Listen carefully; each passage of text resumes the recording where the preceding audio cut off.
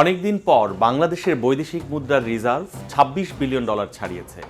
আর আইএমএফের বেঁধে দেওয়া BPM-6 অনুযায়ী রিজার্ভ এখন ২১ বিলিয়ন ডলার ছাড়ালো।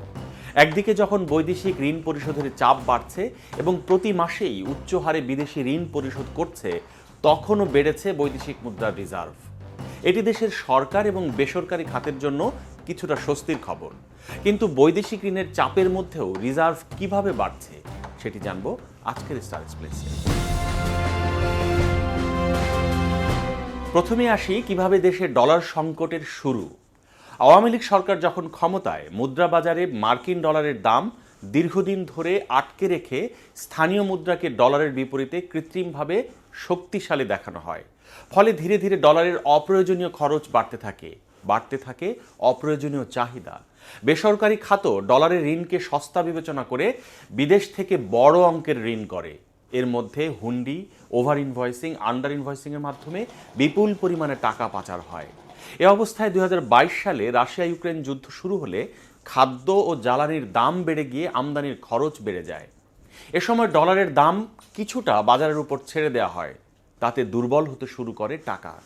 এদিকে বাজারে ডলারের চাহিদা পূরণে কেন্দ্রীয় ব্যাংক ডলার বিক্রি করায় বাংলাদেশ ব্যাংকে বৈদেশিক মুদ্রার রিজার্ভ কমতে কমতে সেটি অর্ধেকে নেমে আসে। এরপরও ডলারের বাজার পরিস্থিতি বিবেচনা না করে সরকারের উচ্চ পর্যায়ের মৌখিক অনুমোদন নিয়ে ডলারের দাম নির্ধারণের সিদ্ধান্ত নিতেন তৎকালীন গভর্নর আব্দুর রউফ তালুকদার। ফলে সংকট না কেটে বরং বাড়তে থাকে। সরকার বদলের পর ডক্টর আহসান এইচ মনসুর নতুন গভর্নর হিসেবে দায়িত্ব নিয়েই কেন্দ্রীয় ব্যাংকের রিজার্ভ থেকে ডলার বিক্রি বন্ধ করে দেন। পাশাপাশি ডলারের দাম ১২০ টাকা নির্ধারণ করেন এবং তা ২.৫% পর্যন্ত কম বেশি করার সিদ্ধান্ত দেন। এতে একদিকে রিজার্ভের পতন থামতে শুরু করে, পাশাপাশি ডলারের ভালো দাম পাওয়ায় বৈধ পথে রেমিটেন্স বাড়তে শুরু করে। এছাড়া দীর্ঘদিন ধরে ক্ষমতায় থাকা স্বৈর শাসকের পতনের ফলে টাকা পাচারেও কিছুটা ছেদ পড়েছে বলে মনে করছেন বিশ্লেষকরা।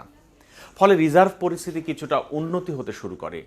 গত রবিবার পর্যন্ত দেশের বৈদেশিক মুদ্রার রিজার্ভ বেড়ে দাঁড়িয়েছে ২৬.১০ বিলিয়ন ডলার। অন্যদিকে আন্তর্জাতিক মুদ্রা তহবিলের হিসাব পদ্ধতি BPM-6 অনুযায়ী রিজার্ভের পরিমাণ ২১.৩৪ বিলিয়ন ডলার। গত আগস্টে অন্তর্বর্তীকালীন সরকার দায়িত্ব নেওয়ার পর থেকে প্রবাসী আয় বেড়েছে। প্রতি মাসেই ২ বিলিয়ন ডলারের বেশি প্রবাসী আয় এসেছে। তবে চলতি ডিসেম্বর মাসের প্রথম ২৮ দিনে ব্যাংকিং চ্যানেলে প্রবাসী আয় এসেছে ২.৪২ বিলিয়ন ডলার। শেষ ৩ দিন সহ এই মাসে প্রবাসী আয়ের পরিমাণ ২.৫ বিলিয়ন ডলার ছাড়িয়ে যাবে বলে আশা করছেন ব্যাংকাররা। প্রবাসী আয় হলো দেশের ডলার যোগানের একমাত্র দায়হীন উৎস। এই আয়ের বিপরীতে কোনো বিদেশি মুদ্রা খরচ করতে হয় না, অথবা কোনো দায়ও পরিশোধ করতে হয় না। রপ্তানি আয়ের বিপরীতে দেশের ডলার এলেও তার জন্য কাঁচামাল ও যন্ত্রপাতি আমদানি করতে আবার বিদেশি মুদ্রা খরচ করতে হয়। ফলে প্রবাসী আয় বাড়লে দেশের ডলারের মজুতও দ্রুত বাড়ে। ব্যাংক কর্মকর্তারা জানিয়েছেন, বাংলাদেশ ব্যাংক ডিসেম্বর মাসের মধ্যে পুরনো আমদানি দায় পরিশোধের নির্দেশ দিয়েছে। এ কারণে অনেক ব্যাংক বেশি দাম দিয়ে রেমিটেন্স বা প্রবাসী আয়ের ডলার কিনছে। ফলে প্রবাসীরা ব্যাংকিং চ্যানেলে আগের চেয়ে বেশি অর্থ দেশে পাঠাচ্ছেন। এর পাশাপাশি রপ্তানি আয়ও বেড়েছে। অক্টোবর মাসের পরে এখন পর্যন্ত রপ্তানি আয়ের ধারা ঊর্ধ্বমুখী রয়েছে। এদিকে রপ্তানি ও প্রবাসী আয় বেশি হওয়ায় বৈদেশিক ঋণ ফেরত দেওয়ার পরিমাণ বাড়লেও রিজার্ভে নেতিবাচক প্রভাব পড়েনি।